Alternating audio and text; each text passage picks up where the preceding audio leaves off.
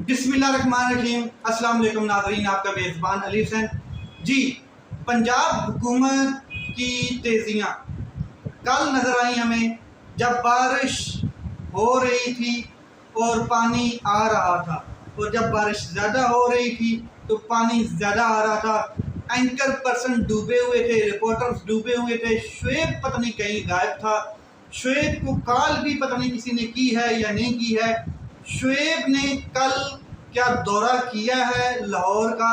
इतना पानी लाहौर में कि अस्पतालों में जो बिस्तर हैं वो तैर रहे थे, मरीज़ जो हैं वो ठंडे हुए पड़े थे, और खाने पीने की दुकानें जो हैं वो भरी पड़ी थी पानी से, ग्रोसरी की दुकानें भरी पड़ी थी, नहरें जो है ऐसे लग रही थी, सड़कें नहरें बनी हुई हैं। पेरिस बना हुआ था, पेरिस। और पेरिस ऐसा बनाया जो शहबाज शरीफ साहब की भतीजी मरियम नवाज टिकटॉकर साहिबा ने, कि कमाल हो गया। बस पाकिस्तानी कौम से मोटरसाइकिलें और गाड़ियां वापस ले लेते और उनको एक एक किश्ती दे देते, और वो कल लाहौर के अंदर चल रही होती। तो ये हुकूमत की नाकामियां हैं। और मरियम साहिबा कल कहीं नज़र नहीं आई कि शुएब बताओ पानी कहाँ खड़ा है, मैं अभी दौरे पे निकल चुकी हूँ और प्लीज़ मुझे बताओ चैम्बर्स ऑन हैं या ऑफ हैं, सिग्नल सर्विस हो रही है या नहीं। ये कल हमने कहीं नहीं देखा। मरियम साहिबा कल हमें कहीं भी नज़र नहीं आई, मगर एक बारिश ने हुकूमत की पोल खोल दी, इंतज़ामिया की पोल खोल दी, और कारकर्दगी आपके सामने। अब चलते हैं अपोजिशन लीडर पंजाब अहमद खान बिफ्फर, उन्होंने chief electional commissioner Sikandar Sultan Raja और 4 मेंबरान के खिलाफ 430 सफ़ात का एक जो रेफरेंस है वो दायर कर दिया है। और रेफरेंस दायर किया गया है एडवोकेट अजहर सिद्दीक और उनके साथ जो साथी हैं उनकी जानब से, उनको बीच में शामिल किया गया है। और चीफ इलेक्शनल कमिश्नर जो हैं उनके ऊपर रेफरेंस में तमाम एविडेंसेस साथ अटैच किए गए हैं। इलेक्शन के हवाले से इलेक्शन कमीशन के खिलाफ जो फाइल किया गया रेफरेंस, और साथ में बताया गया है कि आईनी इदारा है, बार बार आइन तोड़ चुका है और तोड़ रहा है। और साथ में ये भी बताया गया कि साफ और शफाफ इलेक्शन, और एक फरीक के खिलाफ ये पार्टी बना हुआ है, सियासी पार्टी बना हुआ है। तो जाहिर है इस शिकायत में जो रेफरेंस दर्ज हुआ है, ये शिकायत जो दर्ज हुई है, इसमें उनको ओहदे से हटाने के लिए बात की गई है। और उनके साथ जो 4 सूबों के चीफ इलेक्शनल कमिश्नर हैं उनके खिलाफ आर्टिकल 6 यानी कि सिकंदर सुल्तान राजा और 4 चीफ इलेक्शनल कमिश्नर सूबाई जो हैं उनके खिलाफ आर्टिकल 6 लगाने की इस्तलाह की गई है। इस रेफरेंस में बड़ा रेफरेंस है, chief electional commissioner Sikandar Sultan Raja के खिलाफ पंजाब अपोजिशन की जानब से दायर कर दिया गया है। पंजाब अपोजिशन लीडर अहमद खान बिफ्फर जो पाकिस्तान तहरीक इंसाफ के अपोजिशन लीडर हैं, और उनकी जानब से ये रेफरेंस दायर किया गया है। पाकिस्तान तहरीक इंसाफ ने पहले भी 3 रेफरेंस दायर किए हैं, 3 शिकायत दायर की गई हैं, और उसमें भी इलेक्शन कमिश्नर भी के ऊपर भी है, चीफ जस्टिस काजी फायज ईसा साहब के ऊपर भी है, और चीफ जस्टिस आमर फारूक साहब जो इस्लामाबाद हाई कोर्ट के हैं उनके ऊपर। आगे चलते हैं। अहम पेशरफ वो क्या है कि एक तो पाकिस्तान तहरीक इंसाफ जब उनके जो सियासी रहनुमा हैं वो इमरान खान साहब से मिले और जमात इस्लामी के धरने की बात उनके सामने रखी, तो इमरान खान साहब ने उनके मौक़िफ़ की तायीद की और कहा कि उनके साथ स्टैंड करें, खड़ा हों, उनके साथ अपनी हमदर्दियाँ जताएँ।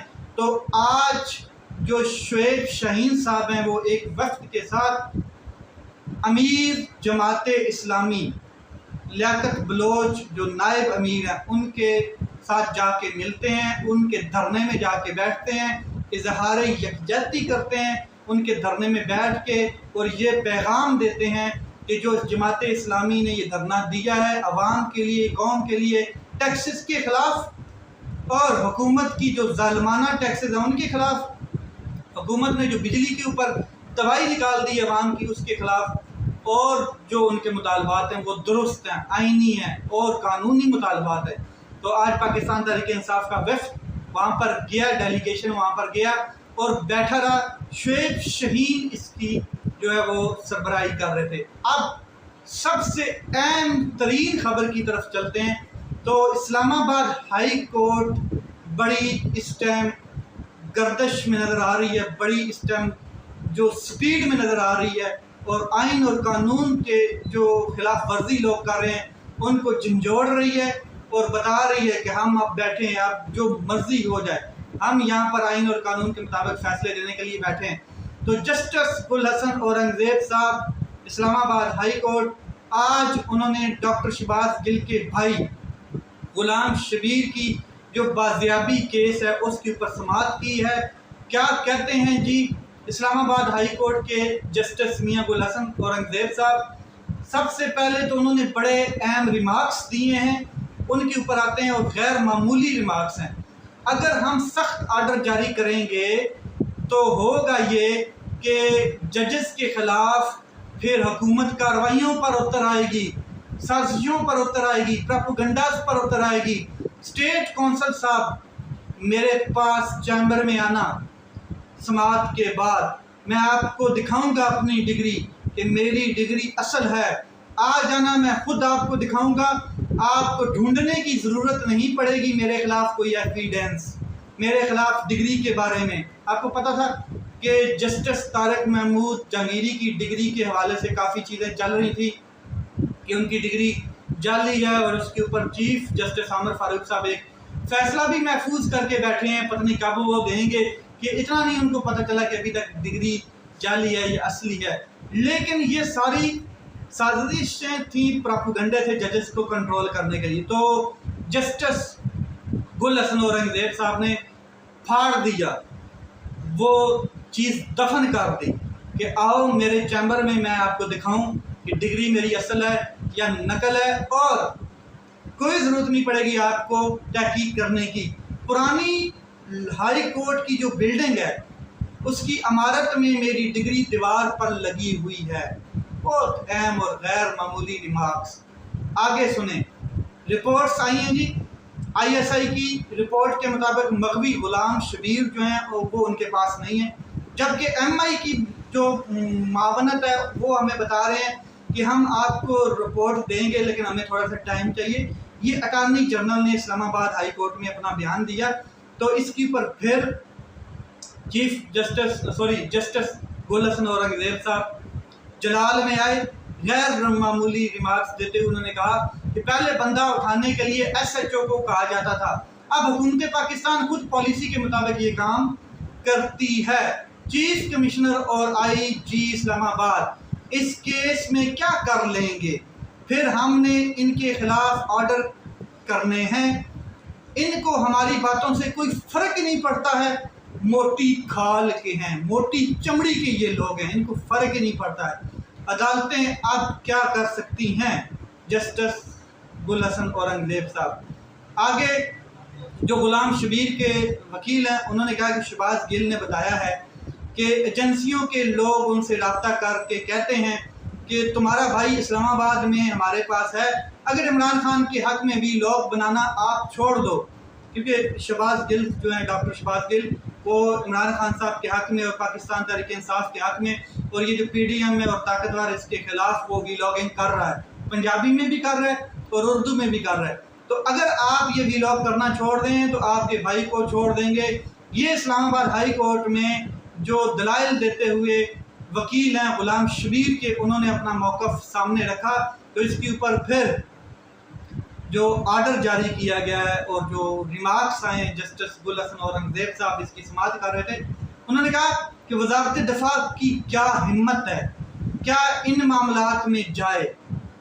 आज का ऑर्डर, ये वज़ारत दिफा की हिम्मत उन्होंने बताई है कि उनकी कोई हिम्मत ही नहीं है कि वो इन मामलात में जाए। वो क्या कर सकते हैं? आज का ऑर्डर वज़ीर-ए-आज़म पाकिस्तान के टेबल पे रखा जाए, और IG को कहना तो बेफ़ायदा है। इस्लामाबाद का जो ID है, जिसकी मोटी खाल की उन्होंने बात की, कि उसको कहना तो बेफ़ायदा है। वज़ीर भी क्या कर सकते हैं, वज़ीर भी बेचारे कठपुतली हैं। तो ये मुल्क का नाम बदनाम कर रहे हैं जस्टिस मियां गुल हसन औरंगजेब साहब। फिर ग्रेट रिमार्क्स आगे आते हैं कि ये बंदा तो गारंटी देकर बाहर आ ही जाएगा, लेकिन आप मुल्क के साथ क्या कर रहे हैं? ये बातें सेक्रेटरी दाखिला खुरम आगा को बताएं और मेरे एहसासों की तफसीलात भी उसको बताएं। अगर चाहिए तो मैं दूंगा। जस्टिस मियां गुल हसन औरंगजेब साहब ने आज प्रोग्राम वार्ड दिया है हुकूमत का और कहा है कि ये जो मेरा ऑर्डर है ये जाके प्राइम मिनिस्टर हाउस उनके टेबल के ऊपर रखें और बताएं कि बस हमें समझ आ गई है कि आप मुल्क के साथ क्या करना चाहते हैं। जजेस अपनी विल कायम करना चाहते हैं, जजेस अपनी रिट मनवाना चाहते हैं, जजेस आइन और कानून की रिट मनवाना चाहते हैं, मगर दूसरी जानब मामलात इस किस्म के हैं कि हुकूमत आए दिन नई गेम खेलती है, नया प्लान करती है और लोगों को अगवा पे अगवा कर रही है। और ख़ास करके जब से सुप्रीम कोर्ट ऑफ पाकिस्तान का वो ऑर्डर आया है जो मखसूस नशिस्तों के हवाले से, तो उसके बाद तो हुकूमत और ताकतवर ने ऐसा माहौल गर्मा गर्म किया है कि आपकी सोच से बाहर है कि एक केस से उठाते हैं दूसरे में, दूसरे से तीसरे में, और किसी को अगवा किया जा रहा है, किसी को लापता किया जा रहा है। लापता से बात शुरू हुई है तो फिर लापता पे बात करते हैं। माहिर रंग जो हैं जो बलूचिस्तान की, वो माहिर रंग बलोच, उन्होंने धरना दिया, उन्होंने मुतालबात रखे, उन्होंने रैलियाँ निकाली, उन्होंने एहतजाज किए, ग्वादर में जलसे किए। लापता अफराद के हवाले से जो 12-12, 14-14 साल से लोग लापता हैं, उनके बेटे, उनके भाई, उनके बच्चे, उनको अभी तक बाजियाब नहीं करवाया गया। हुकूमतें आई बदली लेकिन उनके साथ डीलें हुई और फिर बातें वहाँ की वहाँ ही रह गई, चाहे वो निगरान हुकूमत है चाहे पिछली हुकूमतें, तो किसी को बाजियाब नहीं करवाया गया, उल्टा उनके ऊपर तशद्दुद किया गया, उनकी माँ बहनों की इज्जत रौंदी गई, उनको अरेस्ट किया गया, चादर चार दीवारी का तकद्दुस पामाल किया गया, घर तोड़े गए, गोलियां तक चलाई गई सामने, मगर उनके बच्चों को, उनके भाइयों को, उनके वालिदैन को, बेटों को बाजियाब नहीं करवाया गया, लापता कर दिए गए नौजवान इस कौम के, और ये बलोच कौम है। तो आज फिर हुकूमत ने एक मौक़िफ़ इख्तियार किया है कि 50-50 लाख रुपया हम उन लापता जो लोग हैं उनके लवाहिकीन को देंगे।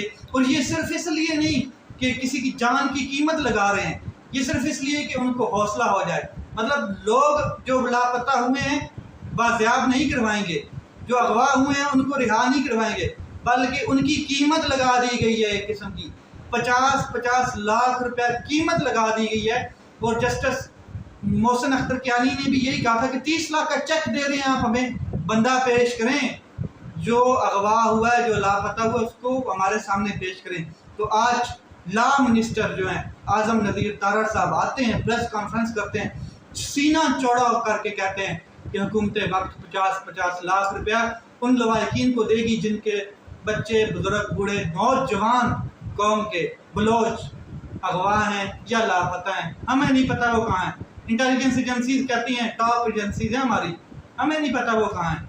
खा गई ज़मीन या आसमान खा गया। देखते हैं ये मामला किस तरफ जाते हैं। अपना ख्याल रखें, अपने भाई के इस चैनल का ख्याल रखें। पाकिस्तान जिंदाबाद।